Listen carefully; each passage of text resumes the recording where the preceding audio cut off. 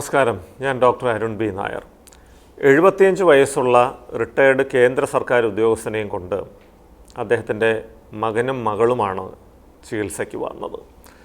ഇദ്ദേഹത്തെക്കുറിച്ച് പറഞ്ഞാൽ വളരെ കർശനമായിട്ടുള്ള ചിട്ടവട്ടങ്ങളൊക്കെ ഉള്ളൊരു വ്യക്തിയായിരുന്നു. ജോലിസ്ഥലത്തും വളരെ സത്യസന്ധനായ ഉദ്യോഗസ്ഥൻ എന്ന് പേരെടുത്ത ആളാണ്. വീട്ടിലും വളരെയധികം കർശനമായിട്ടുള്ള നിബന്ധനകളോടെയാണ് ജീവിച്ചുകൊണ്ടിരുന്നത്. ഭക്ഷണക്രമമായാലും ആരോഗ്യം സംരക്ഷിക്കുന്ന കാര്യമായാലും വ്യായാമമായാലും എല്ലാം വളരെ അച്ചടക്കമുള്ള ഒരു ജീവിത ശൈലി. ഒരു തരം ലഹരി വസ്തുക്കളും ഉപയോഗിക്കുന്നുമില്ല. അദ്ദേഹത്തിന് ഒരു 5 കൊല്ലത്തിന് മുൻപ് ചെറിയ തോതിലുള്ള മറവിയുടെ ലക്ഷണങ്ങൾ കണ്ടു തുടങ്ങി.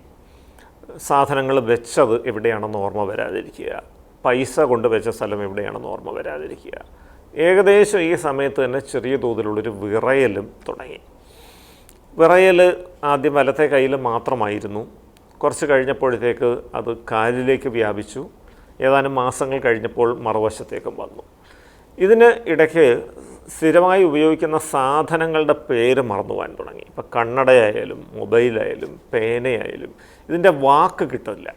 ഇങ്ങനെ തിരഞ്ഞു നടക്കും. എന്താണ് തിരയുന്നതെന്ന് ചോദിച്ചാൽ മറുപടിയൊന്നും പറയില്ല. അവസാനം എവിടെ നിന്നെങ്കിലും ഈ പേന എടുത്തുകൊണ്ട് വരും. പേന കണ്ടാൽ അത് ഉപയോഗിക്കാൻ അറിയാം, അതിലൊന്നും കുഴപ്പമില്ല. പക്ഷേ ഈ പേന എന്ന വാക്ക് മാത്രം ഓർമ്മയിലേക്ക് വരുന്നില്ല.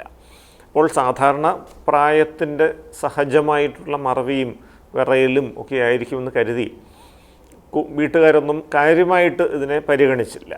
പ്രഷറിൻ്റെ ഷുഗറിൻ്റെയൊക്കെ ചികിത്സയ്ക്ക് ഡോക്ടറിനെ കാണിക്കാൻ ചെല്ലുമ്പോൾ ഇങ്ങനെ ഒരു ബുദ്ധിമുട്ടുണ്ടെന്ന് പറയും.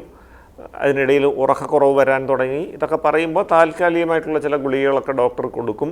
തൽക്കാലത്തേക്ക് ചെറിയൊരു ശമനം കിട്ടും. പക്ഷേ വീണ്ടും ഈ ബുദ്ധിമുട്ട് ആവർത്തിച്ചു വരും. ഇപ്പോൾ ഈ 5 കൊല്ലം കൊണ്ട് ഓർമ്മശക്തി നന്നായി കുറഞ്ഞു എന്ന് പറഞ്ഞു കഴിഞ്ഞാൽ ഈ സമീപകാലത്ത് ചെയ്തതൊന്നും ഓർമ്മയില്ല. ബ്രേക്ക്ഫാസ്റ്റ് കഴിച്ചിട്ട് 10 മിനിറ്റ് കഴിഞ്ഞ് വീണ്ടും വന്ന് ബ്രേക്ക്ഫാസ്റ്റ് ആവശ്യപ്പെടും. വീട്ടിലെ വസ്തുക്കൾ പലതും ആരൊക്കെയോ മോഷ്ടിച്ചുകൊണ്ട് പോയി എന്ന് പറഞ്ഞുകൊണ്ട് വഴക്കിടും. ചിലപ്പോൾ ഉറക്കക്കരയും. കൊച്ചുകുട്ടികളെ പോലെ പിടിവാശി കാണിക്കും. നാളെ ഡൽഹിക്ക് പോകണം, ഇപ്പോൾ തന്നെ ഫ്ലൈറ്റ് ടിക്കറ്റ് ബുക്ക് ചെയ്യണം എന്ന് പറയും. നിങ്ങൾക്കിപ്പോൾ യാത്ര ചെയ്യാൻ പറ്റിയ അവസ്ഥയല്ല, നിങ്ങൾക്ക് പോകാൻ പറ്റില്ല എന്നൊക്കെ പറഞ്ഞു കഴിഞ്ഞാൽ ശാഠ്യം പിടിച്ച് കരയും, ബഹളം വെക്കും, നിലവിളിക്കും. ഇപ്പോൾ നടക്കാൻ പോലും വയ്യാത്തൊരവസ്ഥയിലേക്ക് എത്തിയിരിക്കുകയാണ്. കാരണം ഈ വിറയൽ 2 കൈകളിലേക്കും 2 കാലുകളിലേക്കും വന്നു. നടക്കുമ്പോൾ തന്നെ കാല് നീക്കി നിരക്കി നടക്കുന്ന ഒരു അവസ്ഥയാണ്. കാല് പൊക്കി വെച്ച് നടക്കാൻ പറ്റുന്നില്ല. ഇതിൻ്റെ ഫലമായിട്ട് നിരവധി പ്രാവശ്യം വീണു. ഇപ്പോൾ ഏകദേശം ശയ്യാവലംബിയായ അവസ്ഥയിലാണ്. ഇപ്പോൾ ചികിത്സയിൽ കൊണ്ടുവരാൻ കാര്യം, ഇപ്പോൾ വളരെ ഉച്ചത്തിൽ നിലവിളിക്കുകയും ബഹളം വയ്ക്കുകയും ചെയ്യുന്നു. രാത്രിയിൽ തെല്ലും ഉറക്കമില്ല.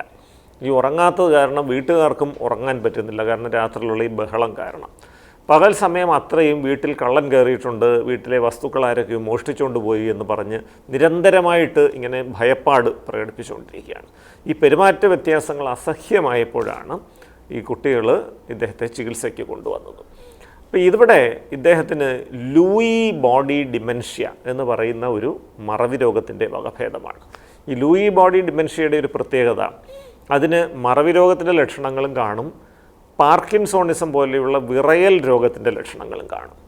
മറവി രോഗത്തിൻ്റെ അല്ലെങ്കിൽ മേധാക്ഷയത്തിൻ്റെ എല്ലാ ലക്ഷണങ്ങളും, ഈ അടുത്ത കാലത്ത് ചെയ്ത കാര്യങ്ങൾ ആദ്യം മറന്നു പോകുന്നു, സ്ഥിരം ഉപയോഗിക്കുന്ന വസ്തുക്കളുടെ പേര് മറന്നു പോകുന്നു, കുറച്ചുകൂടെ കഴിയുമ്പോൾ പഴയകാല ഓർമ്മകൾ ഘട്ടം ഘട്ടമായിട്ട് ഇങ്ങനെ നഷ്ടപ്പെടുന്നു. സ്ഥിരമായി നമ്മൾ പരിശീലിച്ച പല കാര്യങ്ങളും, ഇപ്പോൾ ഒരുപക്ഷെ പേന കൊണ്ട് എഴുതുക, കഥ കടച്ച് കുറ്റിയിടുക, കറിക്ക് പച്ചക്കറികൾ അരിയുക, ഇത്തരം കാര്യങ്ങൾ പലതും അങ്ങ് മറന്നു പോകുന്നു. അതോടൊപ്പം തന്നെ വസ്ത്രങ്ങൾ ധരിക്കാനുള്ള കഴിവടക്കമുള്ള കാര്യങ്ങളും കുറയുന്നു. ഇതിനോടൊപ്പമാണ് ഈ 2 കൈയും 2 കാലും വിറയലും പേശികൾക്ക് ബലം പിടുത്തവും ഈ കുനിഞ്ഞു കൂടിയുള്ള ഒരു നടത്തവും കൂടെ വരുന്നത്.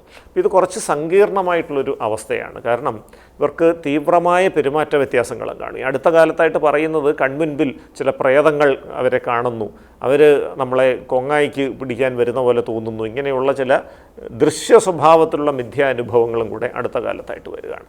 അപ്പോൾ ഈ ലൂയി ബോഡി ഡിമെൻഷ്യ ചികിത്സിക്കുന്നത് സങ്കീർണമായൊരു കാര്യമാണ്. കാരണം ഈ വിറയൽ രോഗം വരാനുള്ള കാരണം തലച്ചോറിലെ നൈഗ്രോസ്ട്രൈറ്റ് ട്രാക്ട് എന്ന് പറയുന്ന മേഖലയിലെ ഡോപ്പമിൻ എന്ന രാസവസ്തു കുറയുന്നതാണ്.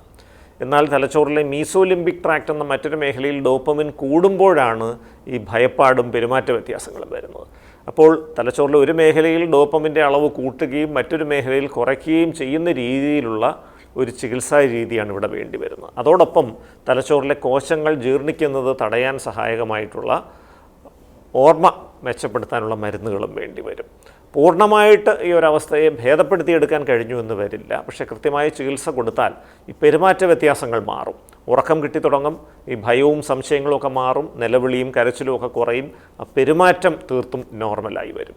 വിറയലും ഒരു പരിധിവരെ നിയന്ത്രണ വിധേയമാക്കാനായിട്ട് ചികിത്സയിലൂടെ സാധിക്കും. പക്ഷേ ആ മറവി പരിപൂർണമായിട്ട് മാറ്റിയെടുക്കാൻ പറ്റിയെന്ന് വരില്ല. ഒരു പരിധിവരെ അത് വഷളാകാതെ നിയന്ത്രിക്കാനേ സാധിക്കും. കൃത്യമായ ചികിത്സ തുടങ്ങി ഒരു 6 മാസം കഴിഞ്ഞതോടെ ഇദ്ദേഹത്തിൻ്റെ പെരുമാറ്റ പ്രശ്നങ്ങൾ പൂർണ്ണമായിട്ട് മാറി, നന്നായി ഉറങ്ങാൻ തുടങ്ങി, ഭക്ഷണം കഴിക്കാൻ തുടങ്ങി, അദ്ദേഹത്തിൻ്റെ വിറയലൊക്കെ കുറഞ്ഞു. ഇപ്പോൾ അദ്ദേഹം വീട്ടിൻ്റെ മുറ്റത്തൊക്കെ കുറച്ചൊക്കെ നടക്കുന്നുണ്ട്. പക്ഷേ മറവി സംഭവിച്ചത് പൂർണ്ണമായിട്ട് മാറ്റാൻ നമുക്ക് സാധിച്ചിട്ടില്ല. പക്ഷേ അത് വഷളാകാത്ത രീതിയിൽ ഒരു പരിധിവരെ നമുക്ക് മുന്നോട്ട് ചികിത്സയിലൂടെ കൊണ്ടുപോകാനായിട്ട് സാധിക്കുന്നുമുണ്ട്. നന്ദി, നമസ്കാരം.